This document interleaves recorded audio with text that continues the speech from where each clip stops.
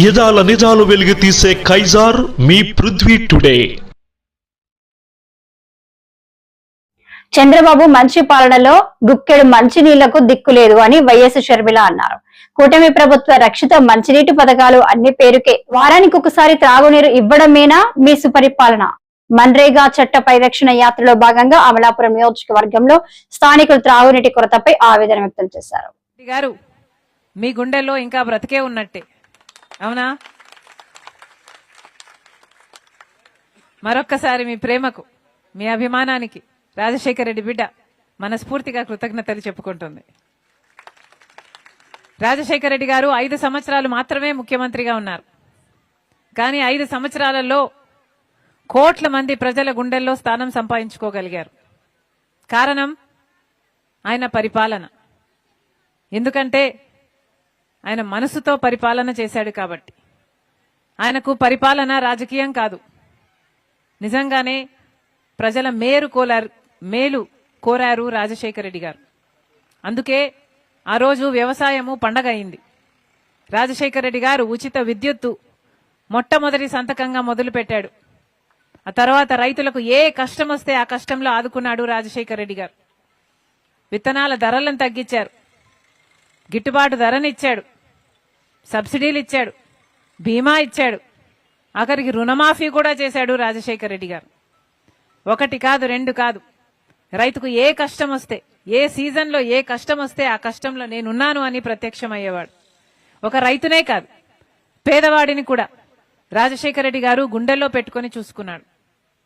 అసలు పేదవాళ్ల గురించి రాజశేఖర రెడ్డి గారు ఎంత గొప్పగా ఆలోచన చేశాడంటే ప్రపంచంలో ఎవరూ ఆలోచన చేయలేదు. పేదవాడి ఇంట్లో జబ్బొస్తే ఆ ఇంటిల్ల పాది అప్పుల పాలైపోతుంది కదా అని. కానీ రాజశేఖర రెడ్డి గారు ఒక్కరే ఆలోచన చేసి ఆరోగ్యశ్రీ పథకాన్ని ప్రవేశపెడితే ఎంతమంది పేదవాళ్లు కూడా కార్పొరేట్ ఆసుపత్రికి వెళ్లి ఉచితంగానే పెద్ద పెద్ద సర్జరీలు చేసుకున్నారు. ఆరోగ్యశ్రీ ఎంత అద్భుతమైన పథకము అంటే ఈరోజు అన్ని రాష్ట్రాలలో, మిగతా దేశాలలో కూడా అమలు చేస్తున్నారు నాయకులు. పేదవాళ్ళకి మళ్ళీ అలాంటి వైద్యం అందించాలి అని.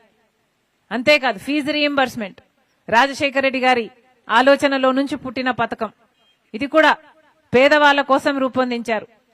పేద బిడ్డలు గొప్ప చదువులు చదువుకోకపోతే ఆ కుటుంబాలు పేదరికం నుంచి ఎప్పటికీ పైకి రావు అని రాజశేఖర రెడ్డి గారు పేద బిడ్డలు ఉచితంగానే పెద్ద చదువులు చదువుకునేటట్టు ఫీజు రీయింబర్స్మెంట్ ప్రవేశపెడితే ఎంతమంది పేద బిడ్డలు డాక్టర్లు, ఇంజనీర్లు, ఎంబీఏలు, ఎంసీఏలు పైసా ఖర్చు లేకుండానే పెద్ద పెద్ద డిగ్రీలు పొందారు. ఈ రోజు వరకు కూడా లక్షణంగా ఉద్యోగాలు చేసుకుంటున్నారు. ఇందిరమ్మ ఇల్లు, లక్షల మందికి ఇందిరమ్మ ఇల్లు కట్టించాడు రాజశేఖర రెడ్డి గారు.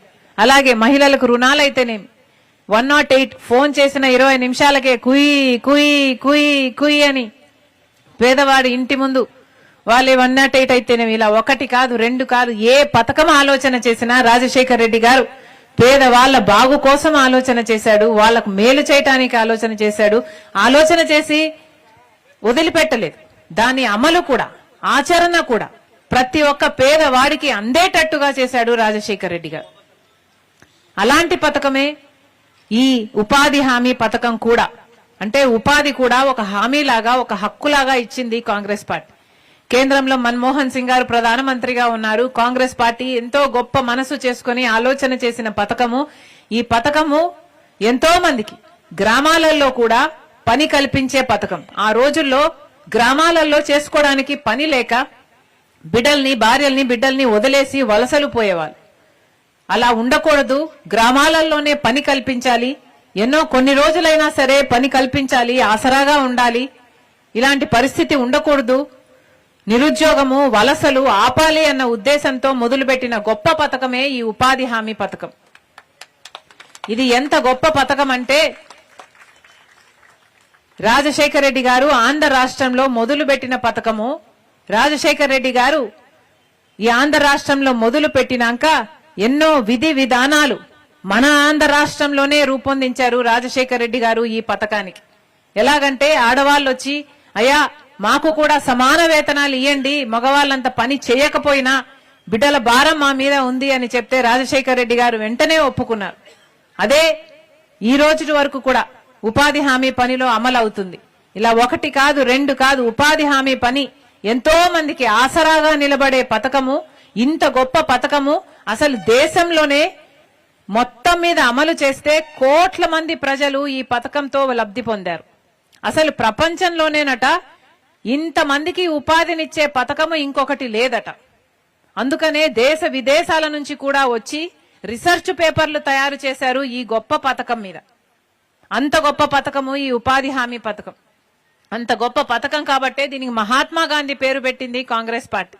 మహాత్మా గాంధీ గారు గ్రామ స్వరాజ్యాన్ని కోరుకున్నారు కాబట్టే గ్రామాలలో అభివృద్ధి జరగాలి, పని జరగాలి అని ఉపాధి హామీ పనిని గ్రామంలో జరగాల్సిన పనులతో జోడించారు.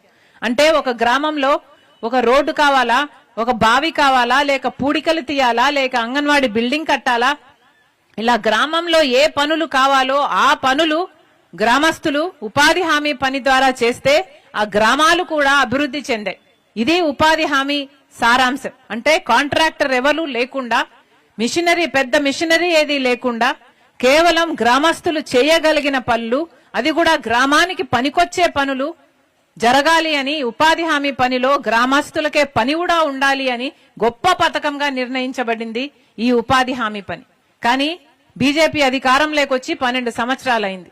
కాంగ్రెస్ పార్టీ అధికారంలో ఉన్నన్ని రోజులు బ్రహ్మాండంగా నడిచిన పథకము గత 12 సంవత్సరాలుగా దీన్ని నీరుగారుస్తూ వచ్చారు. దీనికి ఎన్ని రకాలుగా తూట్లు పెట్టాలో అన్ని రకాలుగా తూట్లు పెడుతూ వచ్చారు. ఇప్పుడేమో మొత్తానికే పథకాన్ని తీసేస్తున్నారు, కొత్త పథకం తెస్తున్నారు. బీజేపీ దీన్ని వీబీ గ్రామ్ అంట కొత్త పేరు పెట్టింది.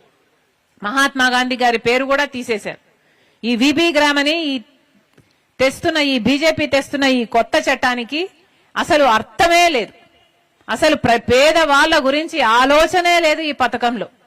కాంగ్రెస్ పార్టీ తెచ్చిన ఉపాధి హామీ చట్టానికి, బీజేపీ తెచ్చిన ఈ చెత్త చట్టానికి ఆకాశానికి భూమికి ఉన్నంత తేడా ఉంది. ఎంత తేడా ఉంది అంటే ఇక గ్రామంలో నిర్ణయించబడవు గ్రామంలో ఏ పనులు జరగాలి అని. అంటే గ్రామ అభివృద్ధి కోసం ఇంతవరకు జరిగిన ఉపాధి హామీ పనులు ఇక గ్రామంలో నిర్ణయించబడవు, గ్రామం కోసం పనులు చేయబడవు.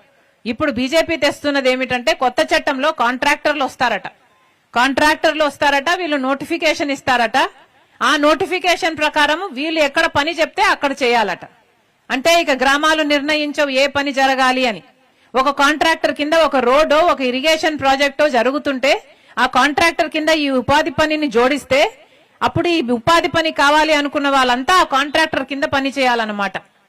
అంటే ఇది వరకు గ్రామాలలో అభివృద్ధి జరిగేలా గ్రామస్తులు గ్రామం కోసం పనిచేసే ఈ పథకాన్ని తీసుకువెళ్లి